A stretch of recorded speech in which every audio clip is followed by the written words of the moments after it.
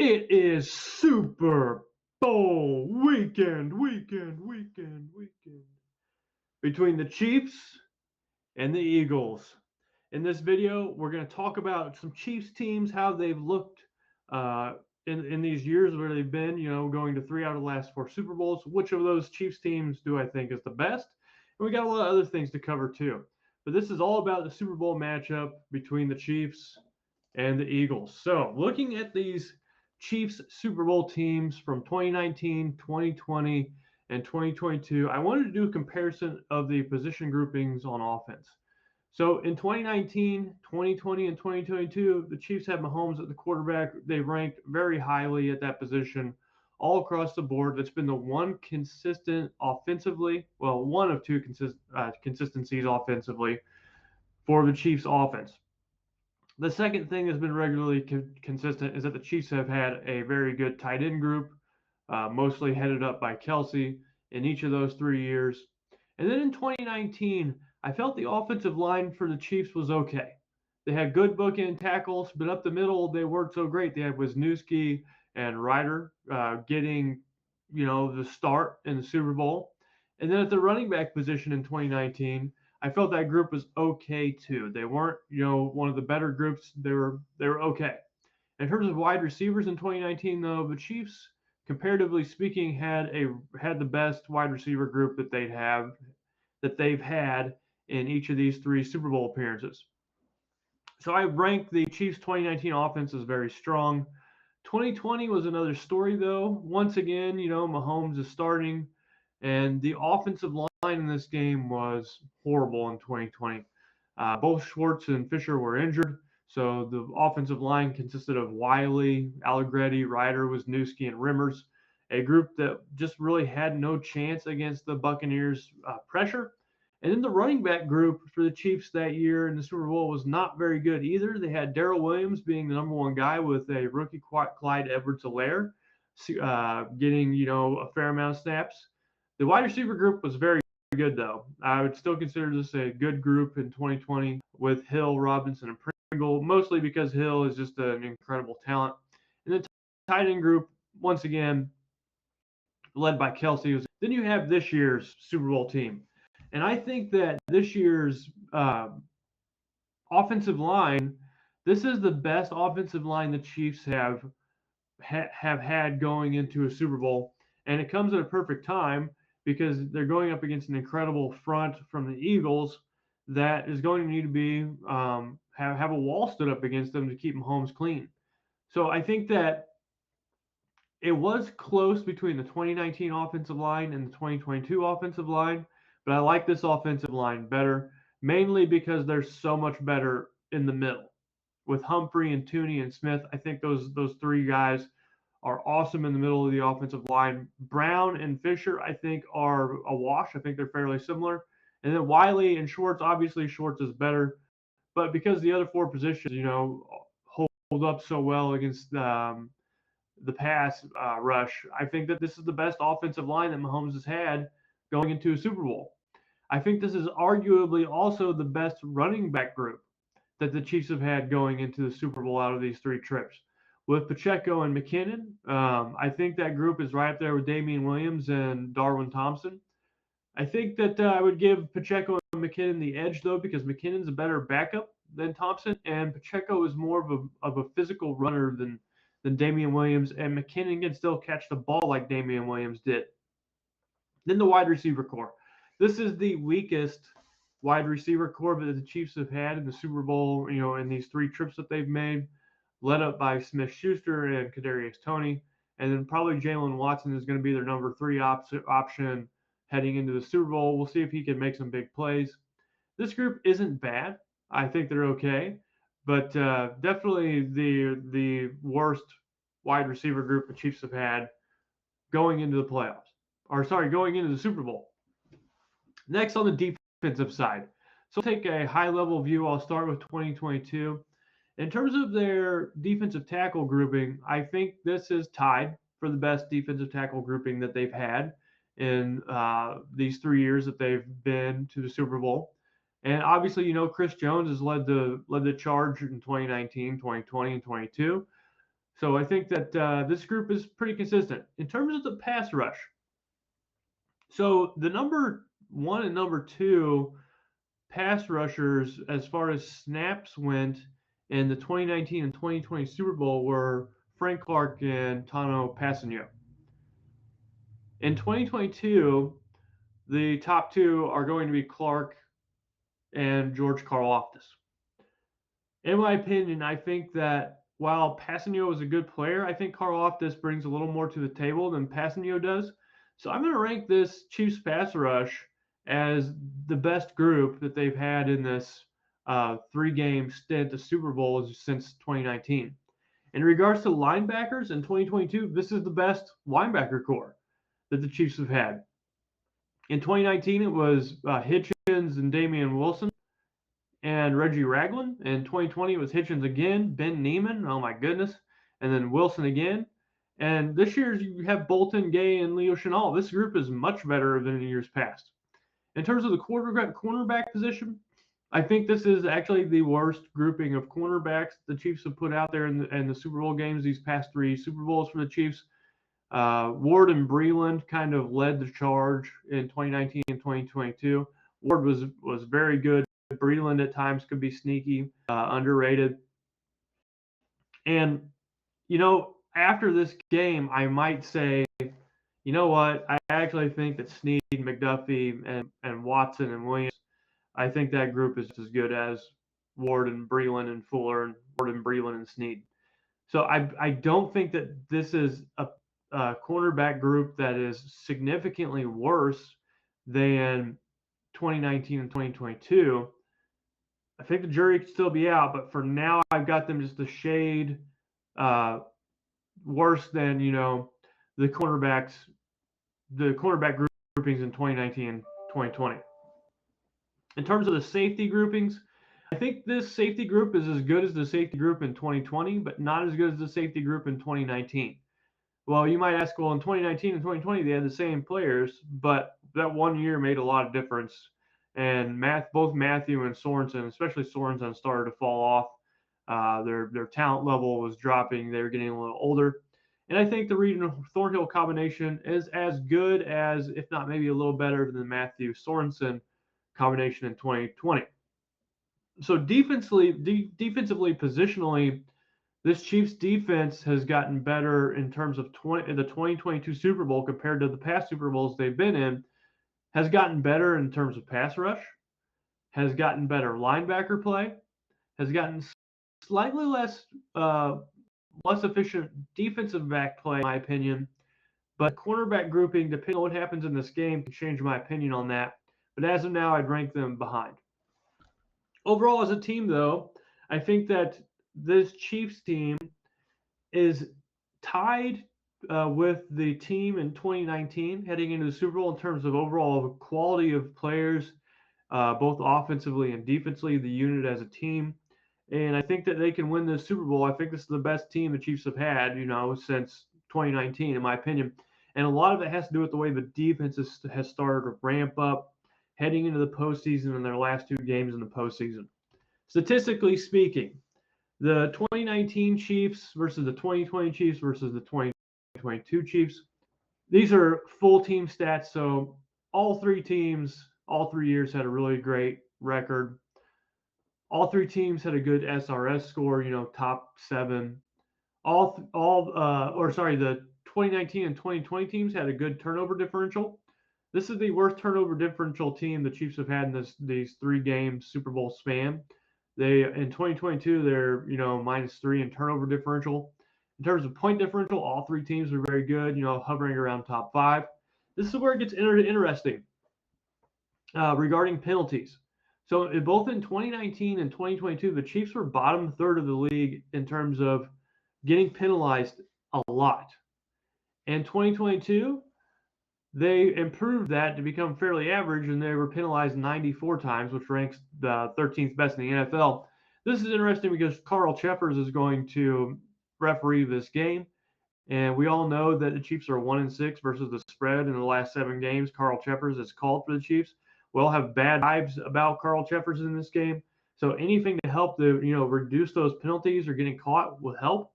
And so those 94 penalties in 2022, this is the best output of those three Super Bowl teams for the Chiefs. So you got to hope that maybe Cheppers tucks the flag away, doesn't call a whole lot of penalties in this one, and we'll see what happens as the game goes on. Speaking of offense, every single year the Chiefs have been in the Super Bowl, their offensive SRS score has been great. Their points per game has been top 5. In 2022, this Chiefs offense ranked first in the NFL, while in 2019 they had 5th most points per game and then 6th most points per game in 2020. In terms of yards per game, the Chiefs once again are first in the league. They did that in 2020, but then they were 6th in 2019. Passing yards per play, first in the league. 2019, they were 2nd. 2020, they were 3rd. Rushing yards per play. So this 2022 Chiefs rushing attack is the best rushing attack that they've had in their 3 Super Bowl years. In 2019, they were ranked 20th. In 2022, they were ranked 11th. So this Chiefs rushing game is legit, and there's real teeth to what they can do running the ball, and the Eagles will have to respect that. In terms of turnovers, this Chiefs offense had turned the ball over more than the other 2 Super Bowl years, ranking 17th in the NFL with 23 turnovers. Defensively, this is, I would say, statistically the weakest Chiefs defense to make it to the Super Bowl in these last 3 Super Bowl games that they've played. But I want to say these stats are kind of misleading because watching the tape, watching this Chiefs defense play, I think they're on par with the 2019 Chiefs defense, maybe a slight step behind, but they've really improved through the postseason and at the end of the year. And just having so many rookies, which is an unusual thing for a Super Bowl team, I think that bodes well for their performance. And another thing regarding the Chiefs defense statistically is that they had a really bad turnover margin. So what happens whenever you have a bad turnover margin? You give up more points. And I think if the Chiefs did a better job of taking care of the ball, their defense might be a top 10, top 7 unit in the NFL. So those turnovers didn't help them. In terms of defensive SRS, this is the worst Chiefs defense that has played in the Super Bowl in 2022. Based on that number, once again, I think that some circumstances are a little bit misleading for how this Chiefs defense is played. In terms of points per game, they're ranked 16th in 2022. In 2019, they were 7th. And then in 2022, they were 10th. But looking at the numbers here, the Chiefs defense gave up 21.7 points per game in 2022. They gave up more points in 2020, yet had a better ranking. So take that with a grain of salt. Maybe this Chiefs defense is sneaky good. That's how I would describe this Chiefs defense. In terms of yards per game, this is the best Chiefs defense statistically out of the 3 groups. So in 2022, the Chiefs had the best yards per game defense out of each time that they went to the Super Bowl. The same could be said for their passing yards per play allowed. The same could be said for their rushing yards per play allowed. So in terms of yards per play allowed, which I think is a really crucial statistics for how defenses perform, this Chiefs defense is the best out of all 3 units that went to the Super Bowl, which I think bodes well for this Chiefs team. Once again, if I had to rank the Chiefs teams heading into the Super Bowl out of these last 3 Super Bowls they've played, I would say that the 2019 and 2022 Chiefs teams are neck and neck. I would say they're too close to tell, while the 2020 Chiefs have to take last place out of those 3 because of the injuries along the offensive line. In terms of the Chiefs' opponents, so this is how I rank the Chiefs' opponents on how good their opponents were heading into the Super Bowl. I rank the 49ers as their weakest opponent that they've seen in these last 3 Super Bowls.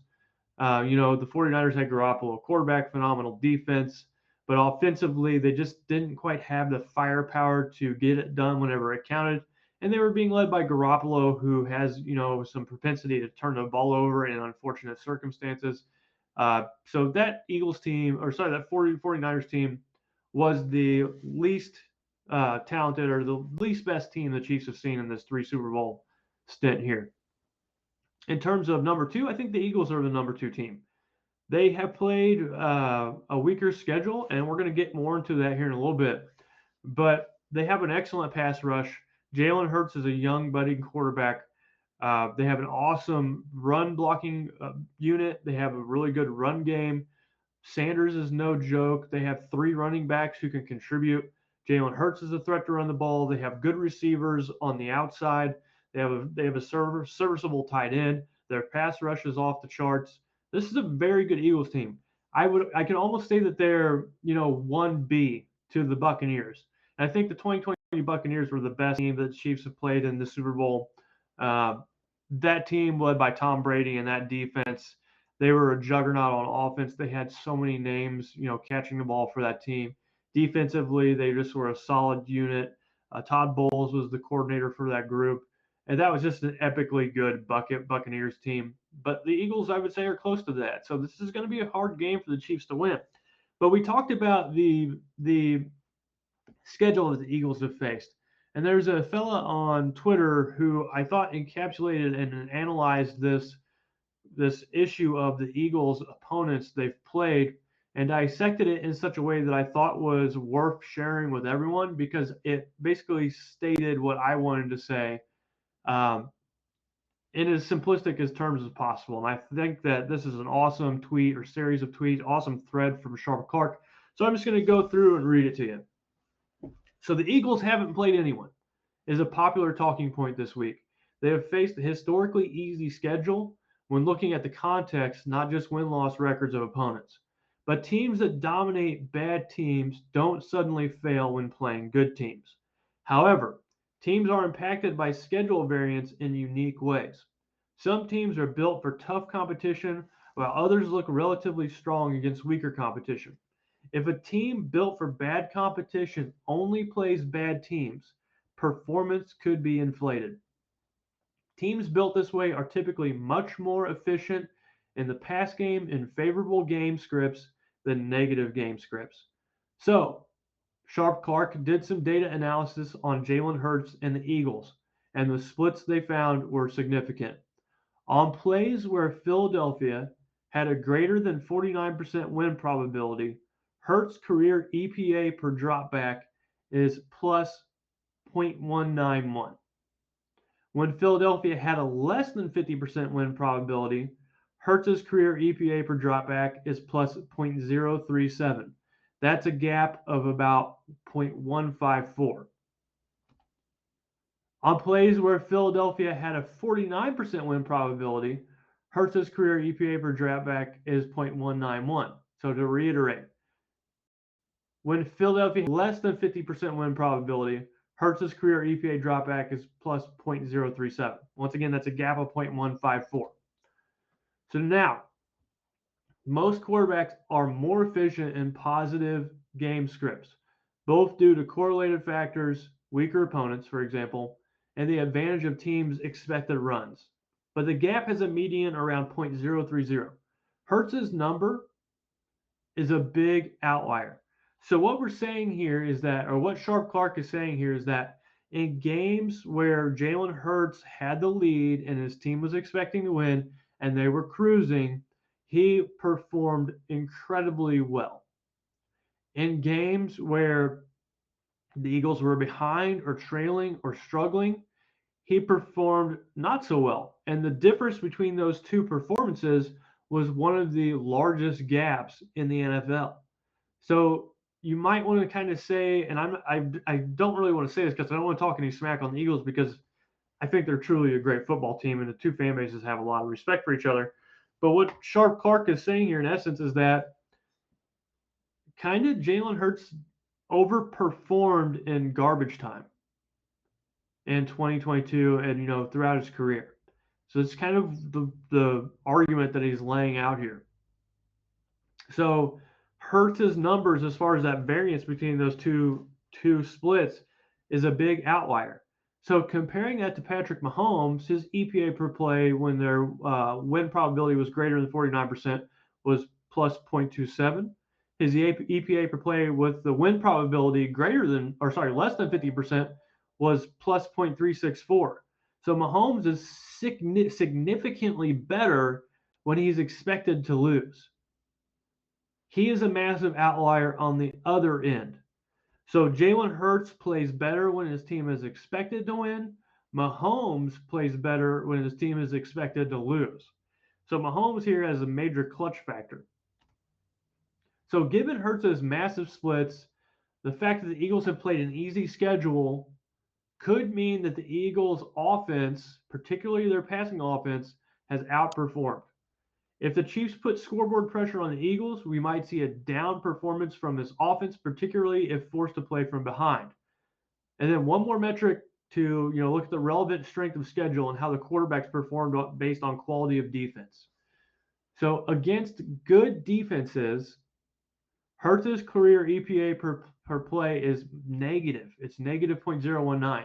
Against bad defenses, Hurts's career EPA per play is plus 202. That's a split of 0.221.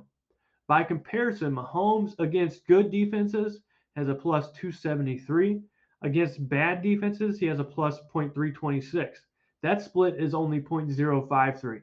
So the variance Mahomes sees between facing good defenses and bad defenses is much smaller than the variance that Hurts sees when playing good and bad defenses.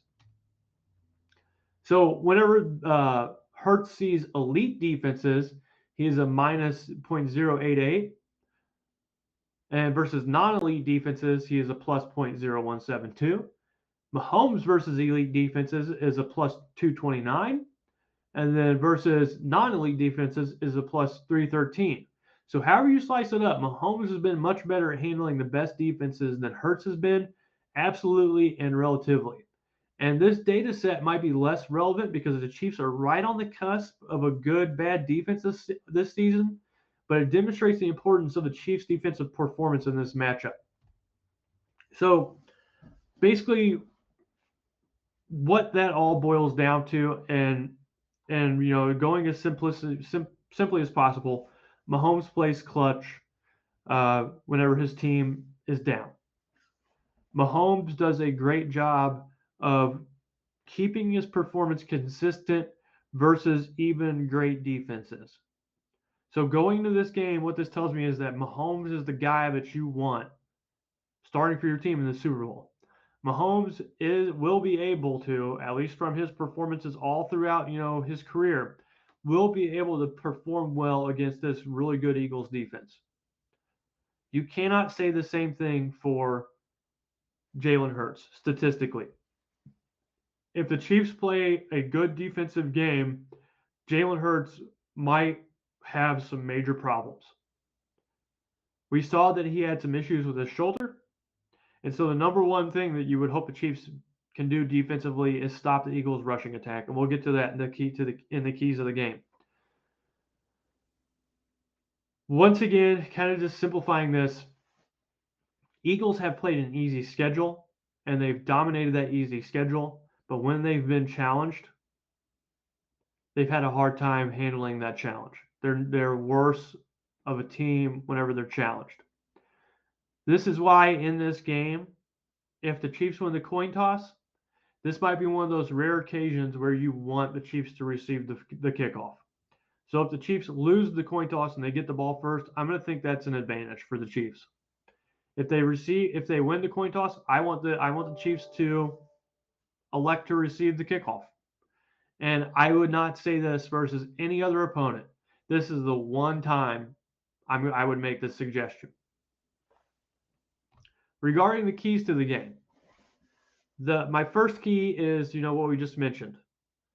Can the Chiefs run defense do its job against this Eagles run blocking unit versus the Eagles offensive line and versus a multi-headed rushing attack? The Chiefs have had experience facing quarterbacks who are mobile.